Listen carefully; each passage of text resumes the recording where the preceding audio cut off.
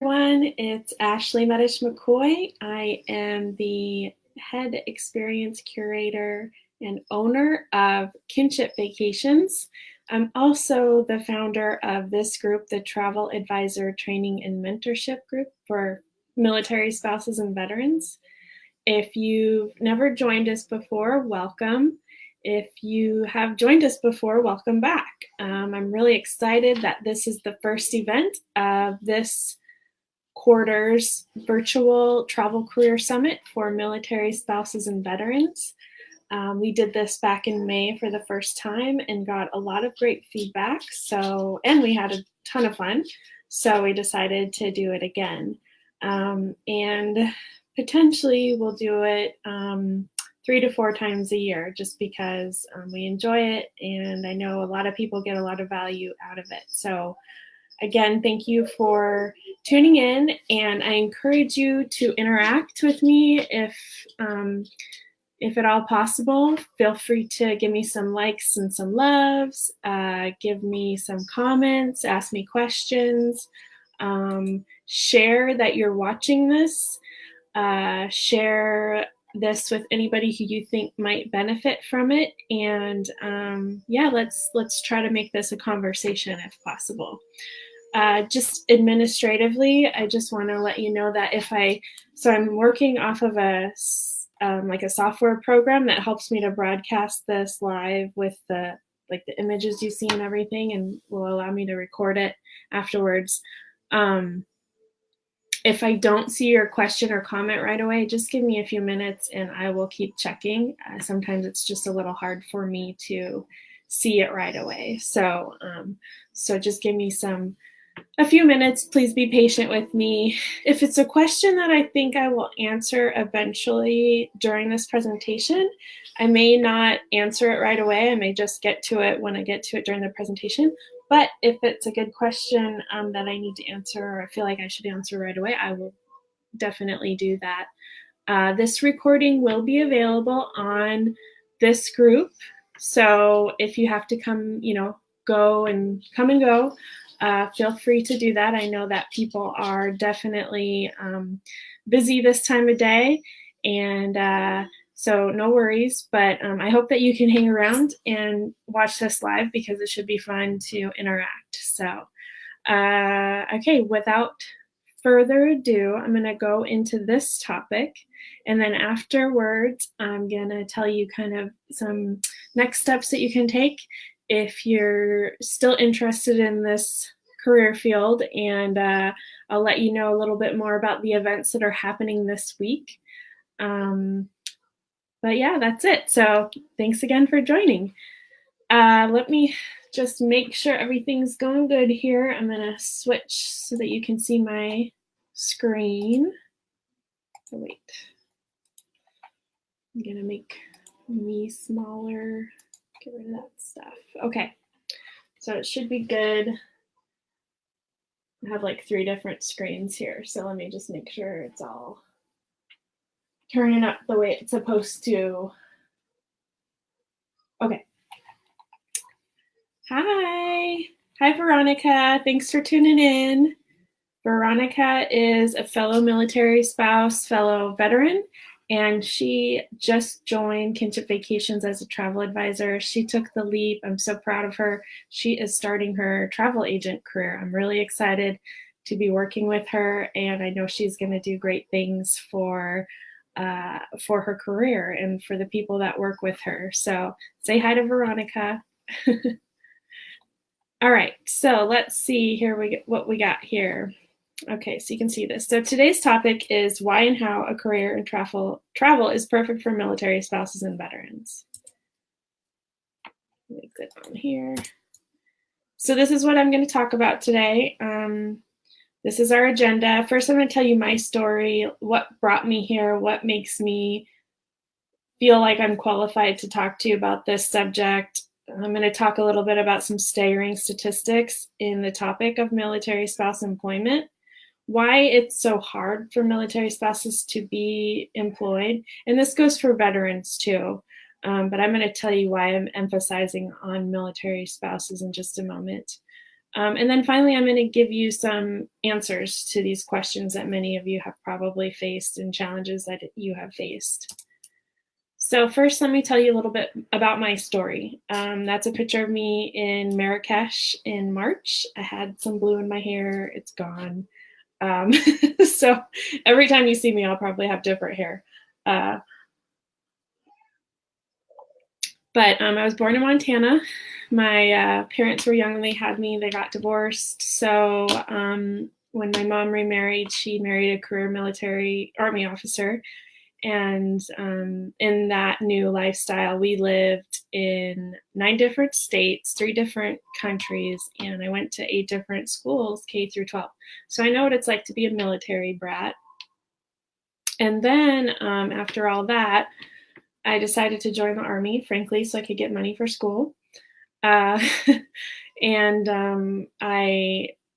I served mostly in the Washington National Guard, a little bit in the reserve component, and a little bit active duty from 2002 to 2011. Then I officially resigned my commission in 2013, right before I had my daughter, or no, 2014, right after I had my daughter. Oops, I went ahead too far. I have a degree in art history from my undergraduate degree. When I went to school at University of Washington, I was doing ROTC. And then after I left the Army in 2011, I went and got an MBA. Oh, hold on. My daughter's sick at home today, so she needs help. Okay. Here you go, sweetie. Thank you, Mom. You're welcome.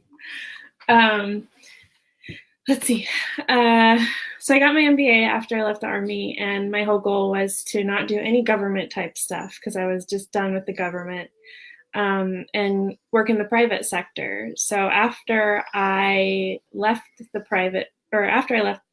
my MBA program, my husband, who's a career Army officer, got stationed in Miami, and I was pregnant. So I had to take about a good year off. I didn't have to, but I chose to because I wanted to stay at home with my infant. And because we moved to a new place and I had to completely establish a whole new network, it was my first post MBA job, first like non-government job. That was a really hard process, getting a corporate job that was to the level of responsibility and pay and skill set that I was looking for after having taken a break for a year to stay at home with my daughter. And of course, going through that whole interview process, worried about the terrifying question for a military spouse, if they do end up asking you, how long are you going to be in the area, that kind of stuff. So that was a tough time, just trying to find a job. I ended up getting the job I wanted. I worked really hard for it. I used every networking trick I have in the book. And for any transitioning veterans, if you need any tips on how to get that corporate job, let me know, because I think I figured out a way.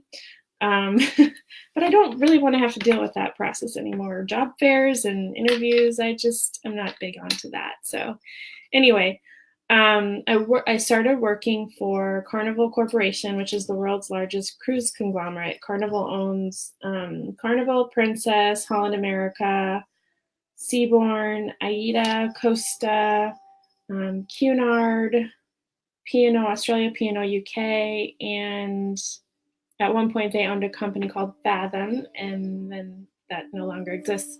But they own 50% of the world's cruise capacity.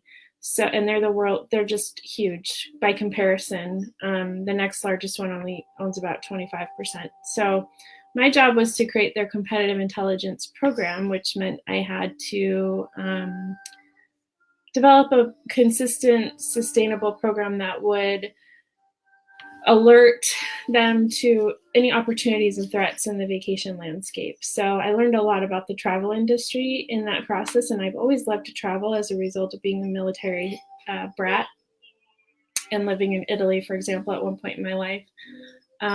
So through that, I kind of decided I wanted to stay in the travel industry.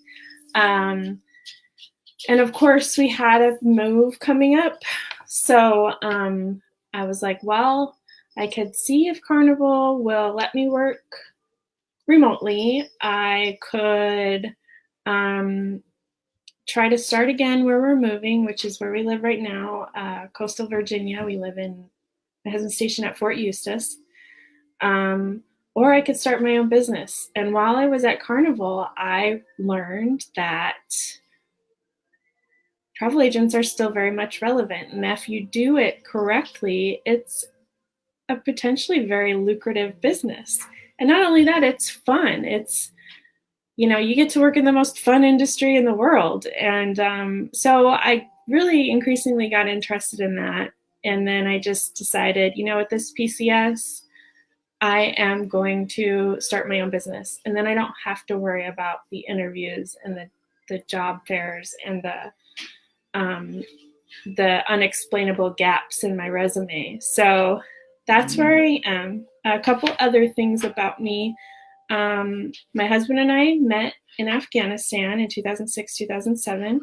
And like I said, he's a career Army officer. He's really great at what he does. For a while, I struggled with the idea of always kind of following him around and being at what am I trying to say? Being at the mercy of his career. But I kind of changed my mindset around that and decided that, you know, I definitely want him to do what makes him happy, and I have control over my own happiness. The only person that can make me happy is me. And I believe happiness is a choice. So I decided to take action to make that happen. Sweetie, mommy is trying to do this. Okay. Okay, it's fine. Normally she's in daycare, but she's not feeling well today. So, and my husband's just went TDY. So I'm like, this is the perfect example of why being a travel agent that works from a home-based a home-based travel agent is a good deal for military spouses. Anyway, so I decided to just take this into my own hands. My daughter's 4.5. We have 2 dogs, and then as of yesterday, we also have 2 cats. Of course, I love to travel, but I also I want to work. I can't. I discovered while I was at home with my daughter the first 6 months of her life that stay-at-home mom stuff is not for me. I wanted it to be. I wanted to try it, but I'm one of those people that if I have nothing going on, then I will make nothing happen. I will make nothing happen. I have to have a lot going on to be into it and motivated and, you know, excited. So that's me. So I think that this story probably connects with a lot of you that are watching, you know, that it's hard to keep a career. Maybe you don't want to be a stay-at-home mom any longer. Maybe you have a gap in your resume and it's hard to just get that career search, just get in for an interview going because of, you know, some of the challenges you faced in maintaining career over the past. So that's where I'm at, and I love it. I will not go back to working for someone else. So enough about me. Let's move on. These are those staggering statistics I was talking about in terms of military spouse unemployment. And this is why I focus mostly on military spouse unemployment, because I think just a few years ago, the numbers for veteran unemployment were bad, just like this. But many initiatives took place and the economy improved, and veterans unemployment is at the same rate as the general population, if not even better in some instances. So veterans unemployment isn't as much of an issue as it was. Now this big issue that's facing our nation is military spouse unemployment. And I think that, well, I know that there are reasons for it, and we're going to talk about that. But so these are some of the statistics. These statistics are a combination of Hiring Our Heroes, an initiative with the U.S. Chamber of Commerce, and it was a White House-backed initiative. I believe it still is. commissioned a study last year to understand more about military spouse unemployment. And then I'm pretty sure they got their US general population numbers from the US Department of Labor or Bureau of Labor. So these are real statistics. Say what you want about statistics, but these just don't look good. If you look at number one, military spouse unemployment rate is 16% versus the US general population. Our unemployment rate is 4 times that of the US general population. It's just not right.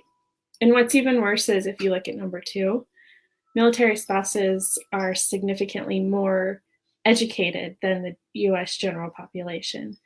Military spouses, 88% of them have at least some form of post-high school education. And this goes from, a few classes in undergraduate all the way up to doctorates, MDs, all kinds of professional degrees. So just some form of post-secondary or post-high school education. So with such an educated group of people, why are they so much less employed than the US general population? I mean, I think we all know the answer to that, but doesn't make it right. And then if you look at underemployment, what underemployment means, and this is what really gets me because I feel this, means that you're either, you want to work full time, but you're only able to get part-time hours, or it means that it means that you are, the job that you have underutilizes your skills. You're not able to get a job that allows you to fully use your education and skills to your advantage or to your potential. And this is really frustrating for people. This causes them or the other thing it could mean is that you're underpaid. You believe you should be paid more either for what you're doing or for what your value is.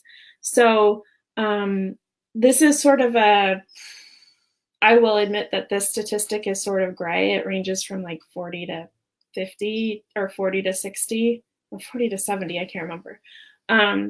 But because this isn't, you can't measure this from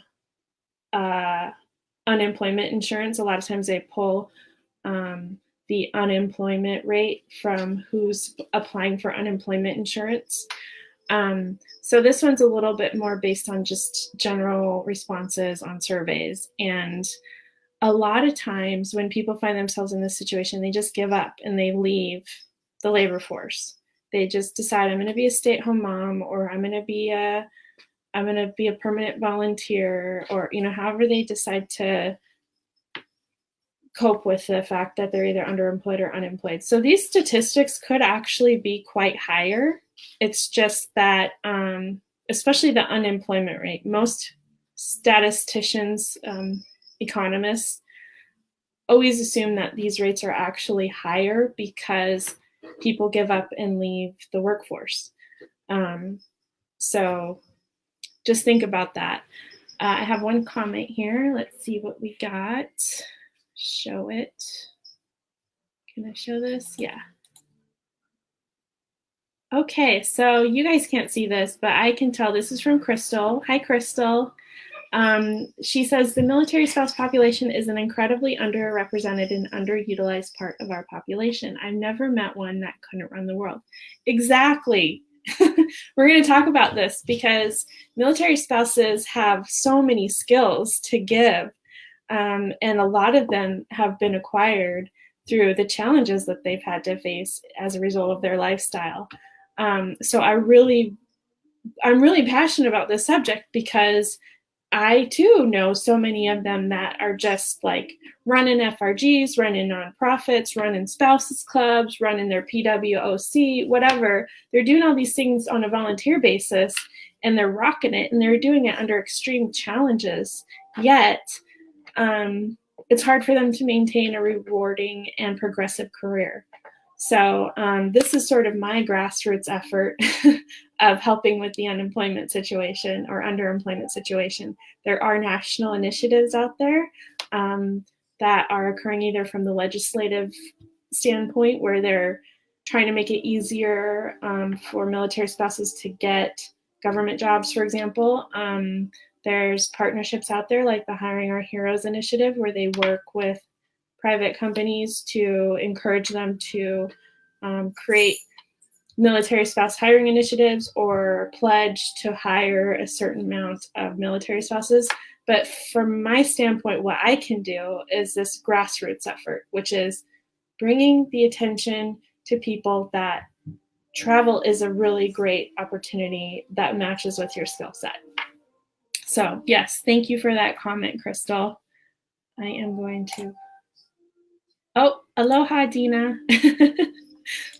I'm trying to work out my my system here. Okay, all right, let's go to the next slide.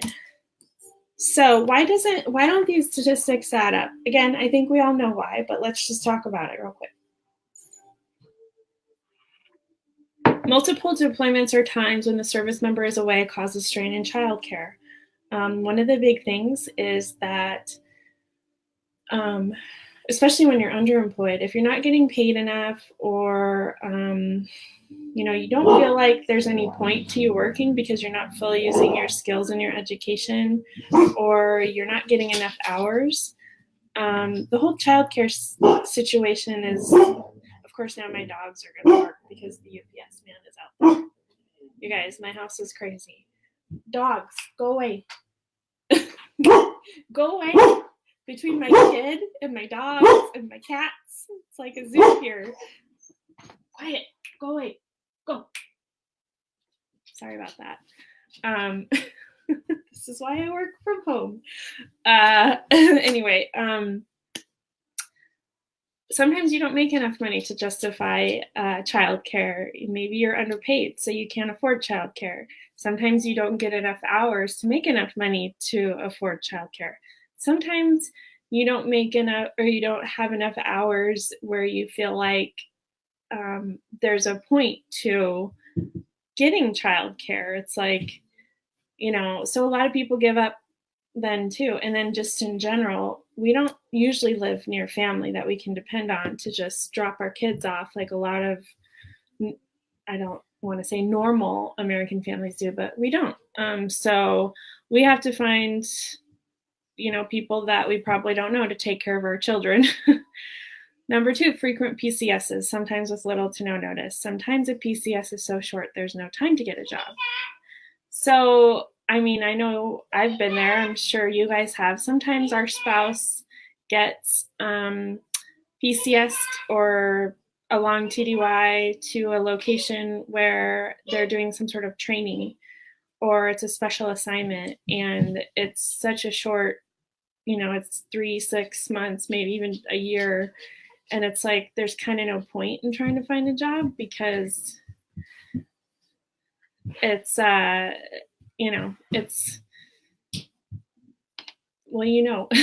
I'm so distracted by my daughter running around looking for her kittens.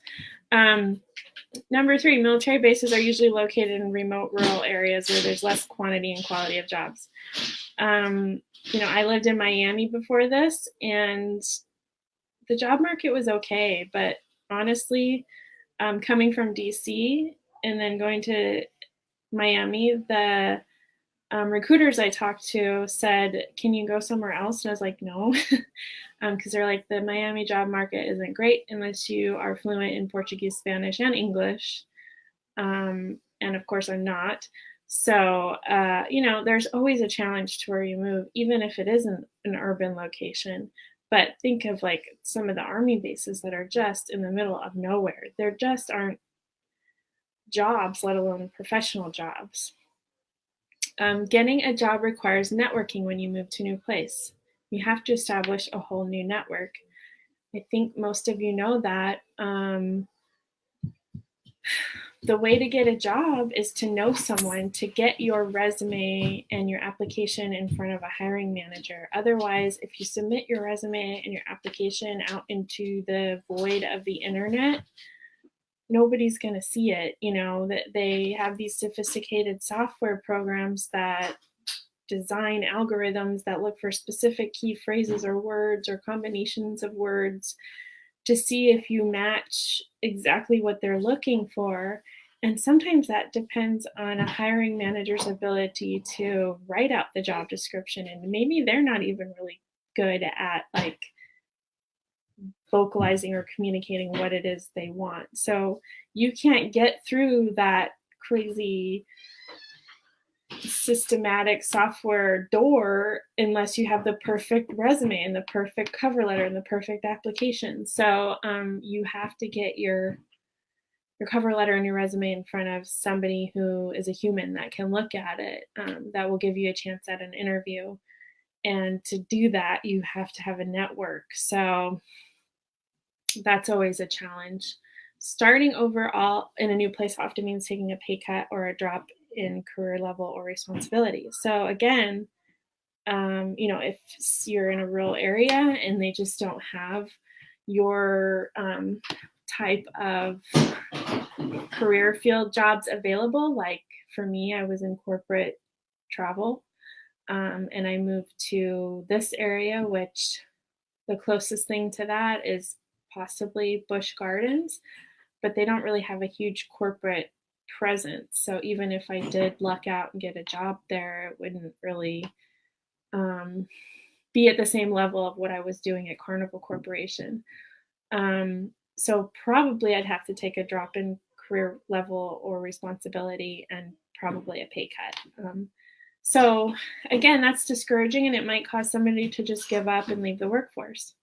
Finally, the higher the career level or education level, the harder it is to maintain a career. 70% of postgrads have faced unemployment periods, and that's the highest of all the levels of education. So, and again, I think that comes with having to start over all the time, moving to rural places where the jobs just aren't available. If you have a very specialized degree or career field, like patent law, for example, you might have to end up just working regular law, but those jobs are actually not as prevalent as we might think. So, you most likely you'll face a period of unemployment at least while you're looking for your job. So the higher, more professional you are, oddly enough, the harder it is. So aside from those well-documented reasons, I've also heard these or experienced these reasons that we either decide to leave the workforce or we have a hard time finding meaningful employment as military spouses.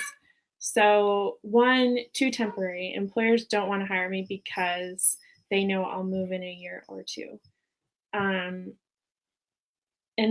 I actually had an interview at Carnival where not the hiring manager, but his boss asked me if this was a permanent location, which I'm pretty sure is illegal to ask. But I said yes, because in the orders it says permanent change of station. And also, like, he really shouldn't ask that. So I just said yes. But I can see how it would be hard for somebody to sort of trickily answer that question, and some people are just afraid to even go through the process because they know that companies either will ask them that and they don't know how to answer, or they're afraid that, they won't even get looked at for the position. Not flexible. With my service member schedule, I need a flexible work situation. Case in point, my husband's TDY right now, and I got a sick kid at home. I got 2 dogs and 2 kittens. And if, this was a regular job of mine and I was supposed to show up to work at a physical location for this very important event I have going on this week, I might be SOL, but luckily I'm my own boss and I can have her at home with me. She actually doesn't seem that sick right now because she's running around. Maybe she's doing the whole manipulate mom thing and trying to get out of going to school. Just a second.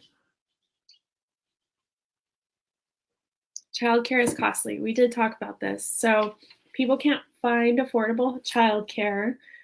It's not like we have family that live anywhere near us. Either we don't feel comfortable having other people watching our children unless they're family, or we just can't afford it. Or it's just not adequate, and also it's hard for kids to have to change childcare like all the time. So the whole childcare situation is a legitimate, difficult thing for many people to figure out. Too many gaps. How am I supposed to explain all the gaps in my resume? Whether it's the time it takes to just network and find that new job between PCSs for a few months, or it's like full years at a time, having been a stay-at-home mom, or taking the time to be an FRG leader while your spouse is deployed, or whatever it is.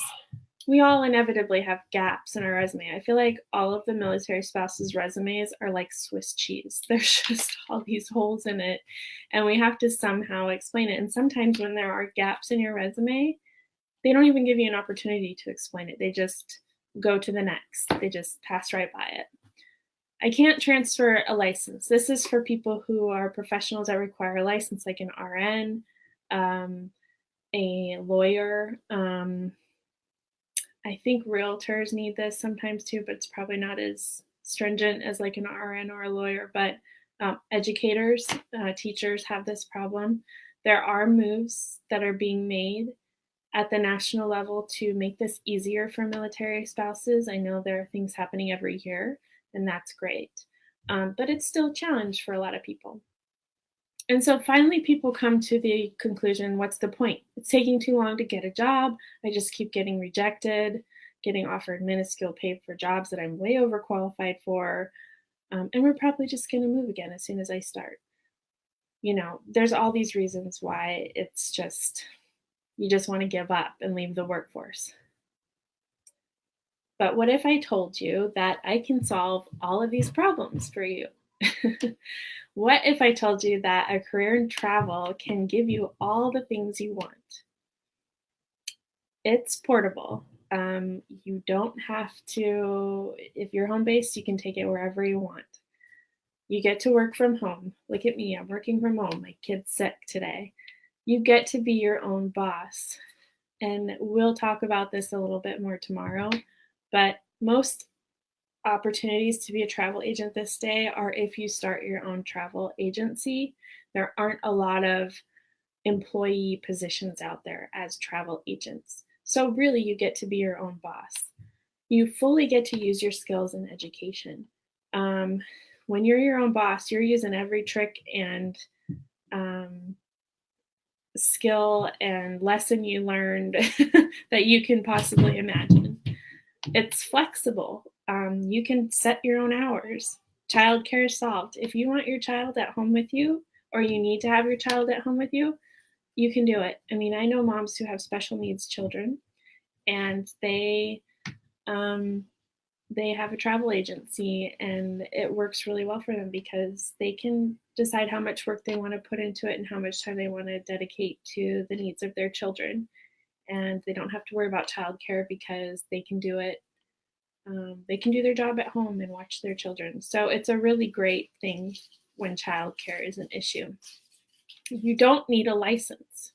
There are things called sellers of travel license in certain states, but it's not like something you have to prove that you're educated or have taken a certification or anything like that. It's more like a business license. We'll talk about that again tomorrow. It's fun. I'm not talking about taxidermy or taxes or accounting. I'm talking about travel. And it's potentially lucrative. If you do this correctly, you can make this a career that supports your family. If you're one of those people that's close to retirement, or your husband's or your spouse is looking at getting out of the military soon and you're kind of freaking out trying to figure out what to do, this is something that they can help you with too. I know a lot of people that ended up doing this, where they started their own travel business, and as soon as their spouse retired, they joined them and they made it a family business, and now they both have fun and travel the world together. And finally, the perks. You often get discounted travel and sometimes even free travel. So it's really, to me, it's a win-win situation. So what does a career in travel look like? These days, the predominant models for people who are starting their own business are travel agents or travel bloggers. We're going to focus on the former just because that is my predominant revenue source. That's what I know most about. Um, and I think that it's the most universally understood and universally um, applicable for most people's skill sets to get into. So you might be asking, and you might have been asking this forever, are there still travel agents? I mean, we mostly thought, most of us think that's old school, but I'm telling you, it's not what it used to be.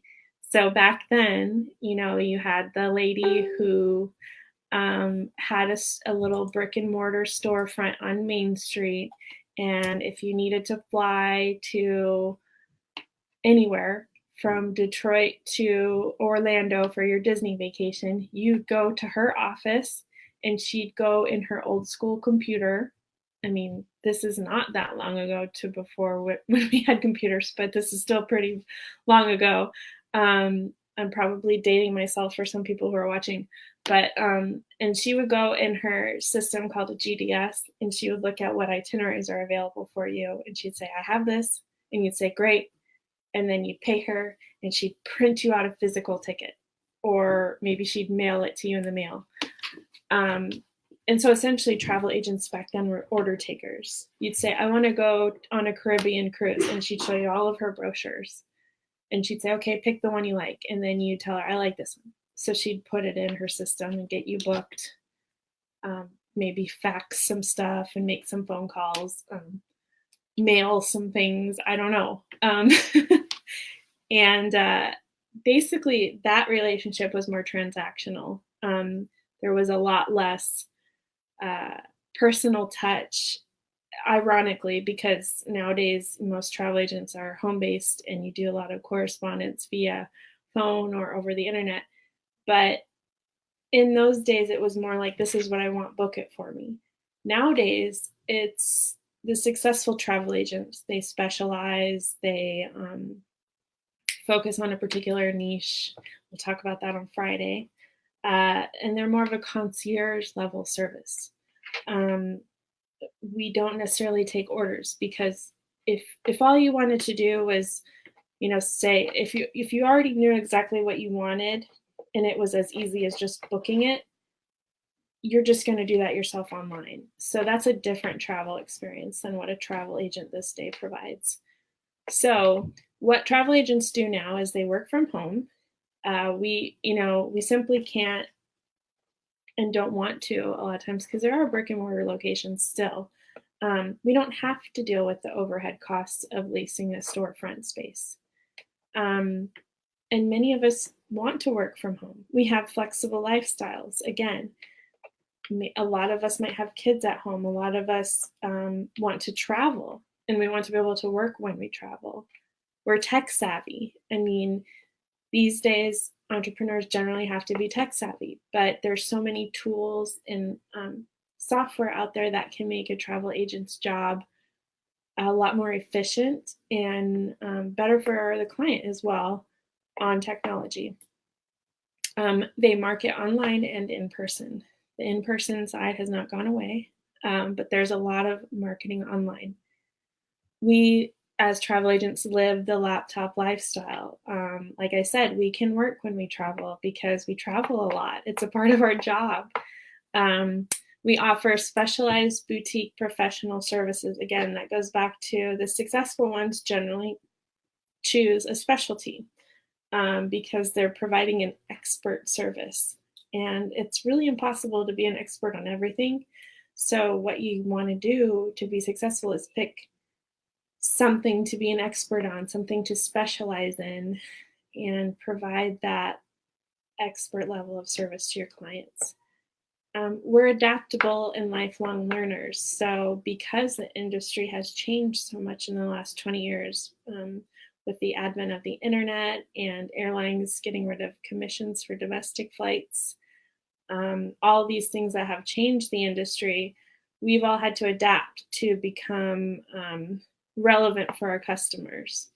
And we're lifelong learners. People that love to travel tend to be lifelong learners. They are always looking to learn more and continue to explore. And again, we travel as much or as little as we want because we can take our job anywhere.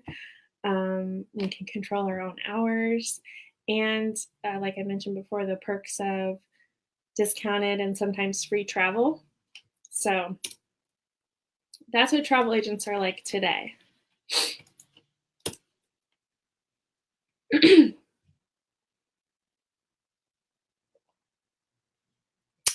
All right, so let's step back. Doesn't that sound like a military spouse or a veteran to you? Military spouses and veterans, by nature of their lifestyle, are flexible, adaptable, well-traveled, maybe not by our choice, but we are well-traveled, lifelong learners, tech savvy. And if you're on Facebook right now watching me, you know that you're on Facebook, so you're somewhat tech savvy.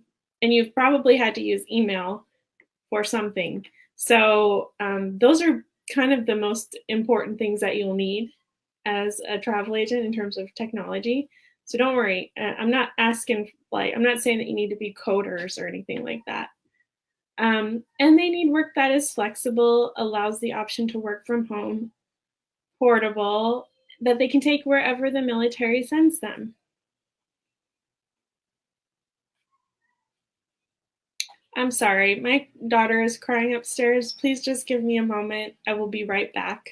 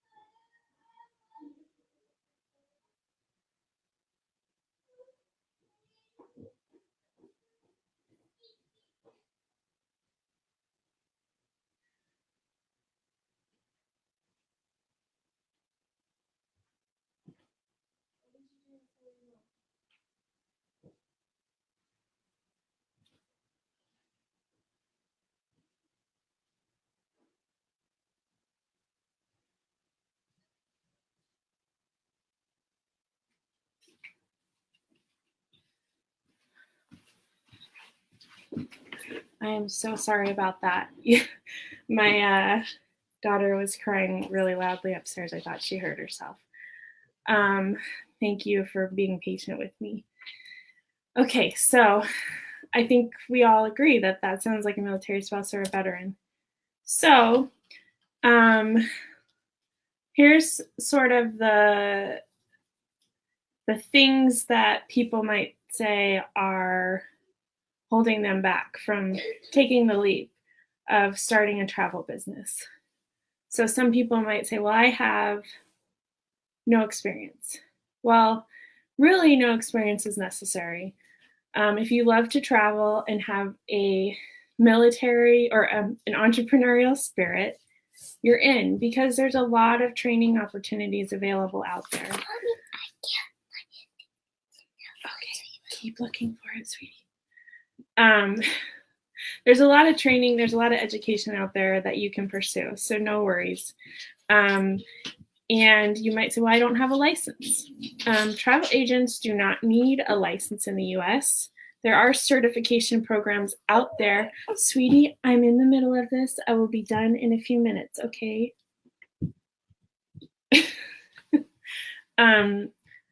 There are certification programs out there, but they're unnecessary. So, you know, you can look it up, like travel agent certification, and there are a couple organizations, companies out there that provide it.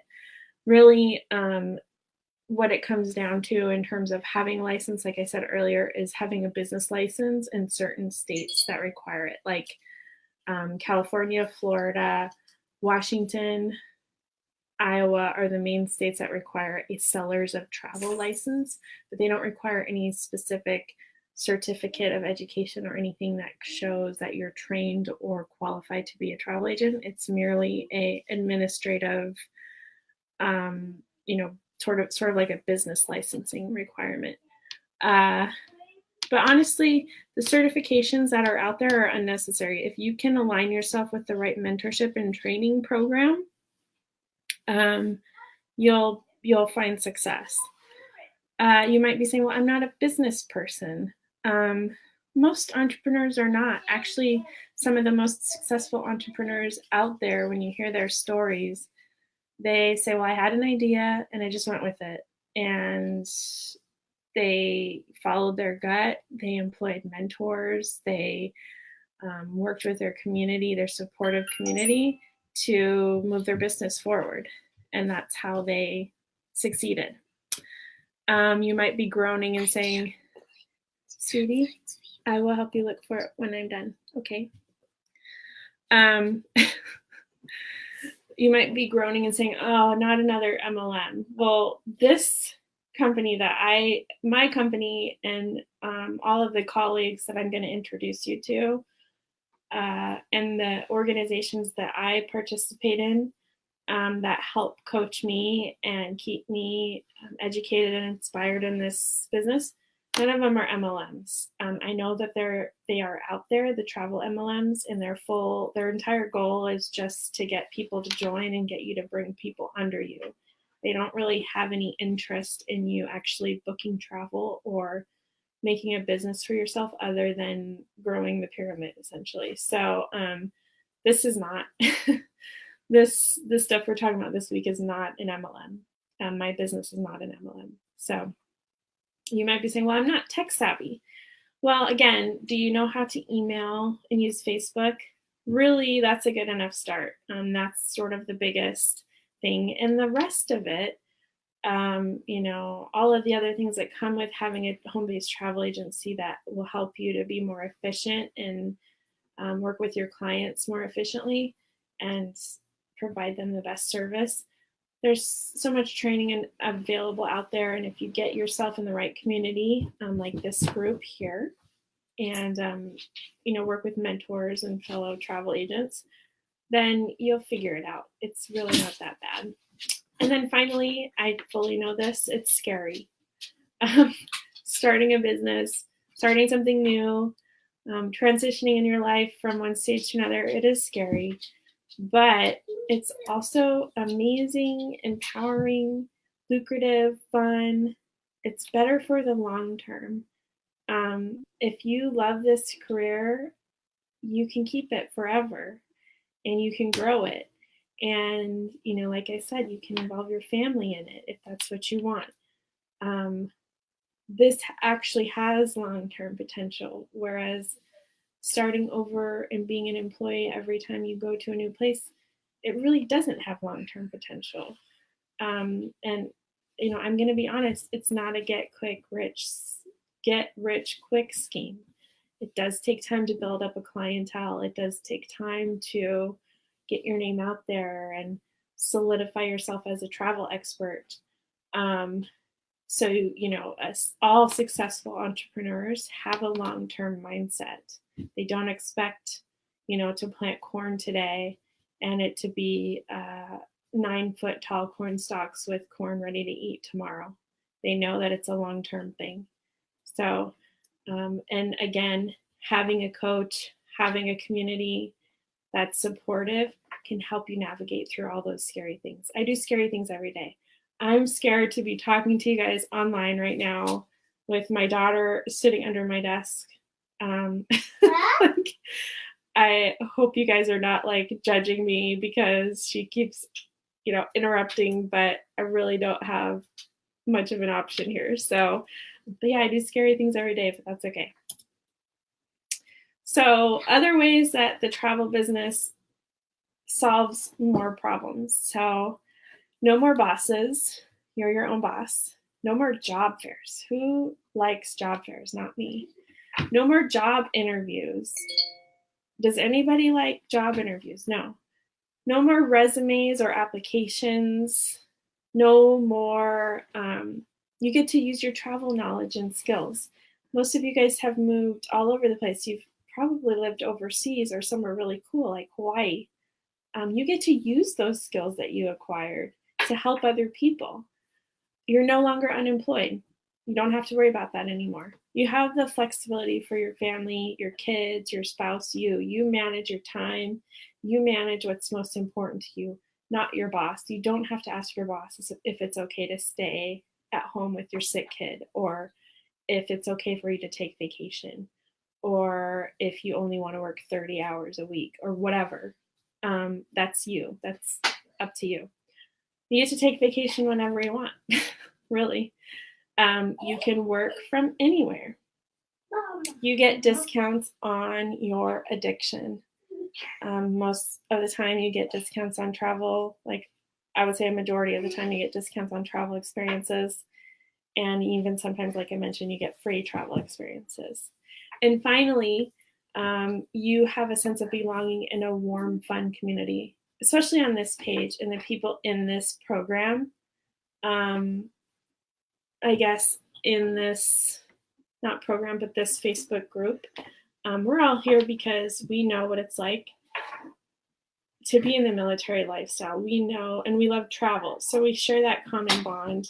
And I hope that all of you watching as well, feel this with me, that there's no limit to the amount of opportunity out there. There's no limit to the amount of trips that are needing to be booked out there.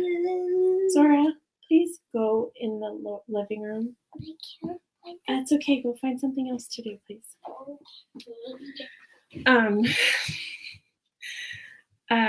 There's no competition here. We're just here to lift each other up. We're here to help each other because, Susie's network is different from Jimmy's network, and Susie does a different specialization in travel from Jimmy. And even if they do the same specialization and they have similar people in their network, some people are going to be more into the way Susie does things than Jimmy does things, and that's fine.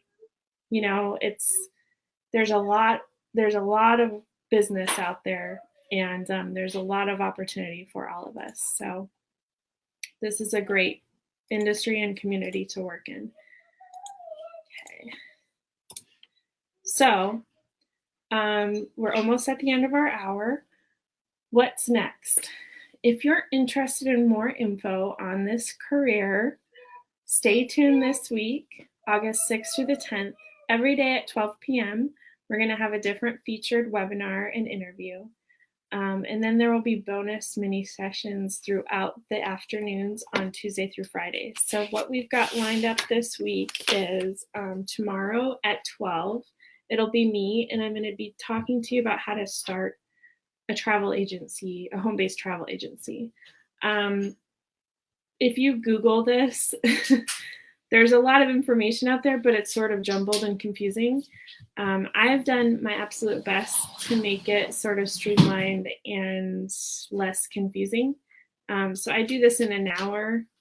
I don't cover everything, but I cover like the most important stuff to get you started.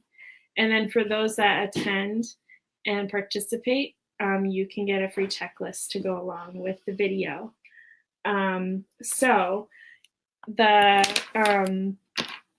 So for anybody who's interested, I really encourage you to watch this one because it's going to be a good one.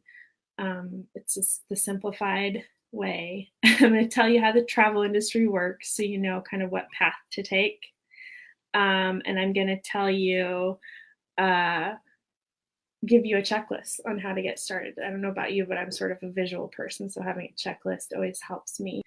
And then tomorrow afternoon, we will have Mary Emanuel from Premier Group Travel. She will be joining us at 2:30 for a bonus mini session. So those will be 15 to 30 minutes long, depending on the participation we get. That topic is going to be the magic of group travel. Mary Emanuel is her spouse is a retired Vietnam veteran. And she specializes in group travel, which if you haven't really heard much about this, I encourage you to tune in because this is one of the most lucrative business models in terms of the travel industry out there. So please join that because that's going to be fascinating. On Wednesday at 12 p.m., back by popular demand, we are going to have the two Lisas of Fitzgerald Travel, Lisa Fitzgerald and Lisa Collins. They were military spouse friends over the years, and I think Lisa Fitzgerald started first, decided to start her own business, and then Lisa Collins joined in, and they both specialize in cruises. Lisa Fitzgerald does river cruises, and Collins does ocean cruises.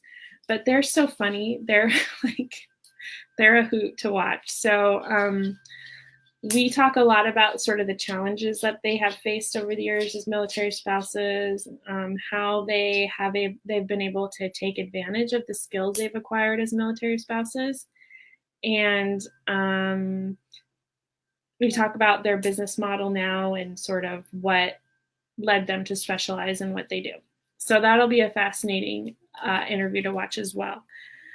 On Wednesday afternoon at 2 p.m., we have Caroline Pinkney from Dream Vacations. She is a military spouse, a retired military spouse, and she's the franchise owner of a Dreams Vacations franchise. So we're going to talk to her specifically about franchise ownership because that is one of the options for people who are new to the travel industry in terms of starting your own business. So that's going to be really interesting because we haven't had a franchise owner on one of our summits yet. So I'm really excited to hear from her, her experiences with franchising, and also, of course, her experience as a military spouse.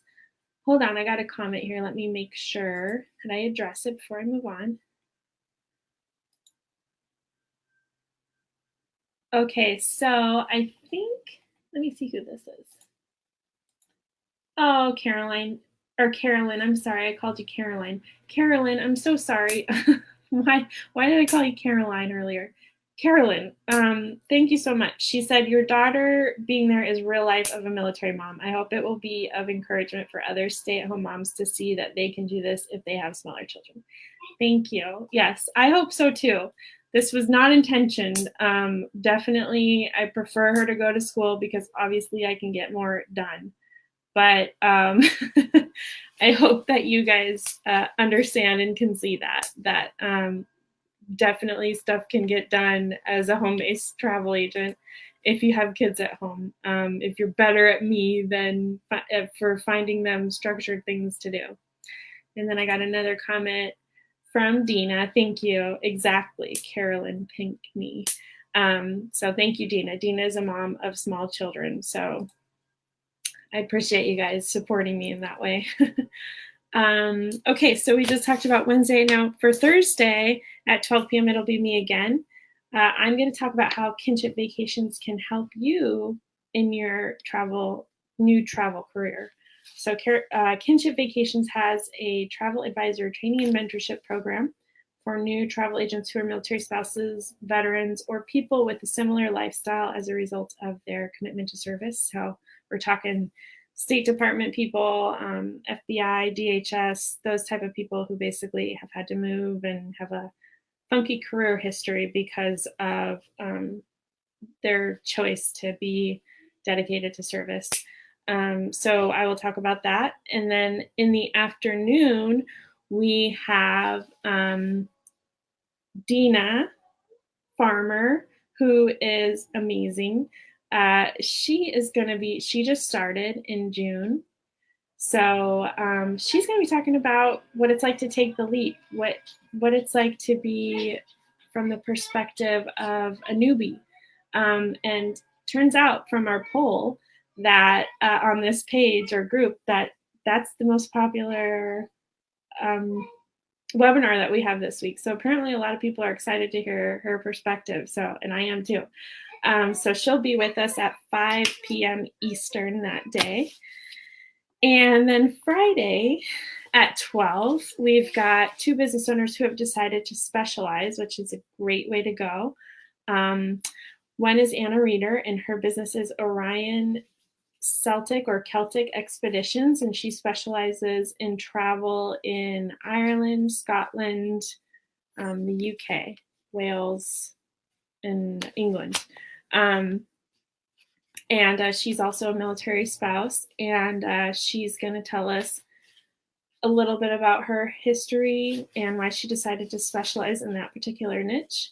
And then the other person at that same time frame is going to be Georgia Jones, who, by the way, has the coolest name. She sounds like a country singer. I mean, George Jones, come on. She's decided to specialize in Disney. So she's going to talk to us, and she's relatively new too. So it's going to be interesting. Anna has been doing this for at least 19 years, I'm pretty sure. And then Georgia is new. So it'll be interesting to hear from these 2 agents who have decided to specialize on their perspectives as sort of a newer agent versus a person who has a long-term career in the field. I encourage you to watch that because, again, specialization is the key to success these days. And then we are going to have a surprise bonus webinar in the afternoon on Friday. I can't tell you what it is yet, so just stay tuned. And so that's what we got scheduled this week. So I hope you'll continue to tune in and watch us.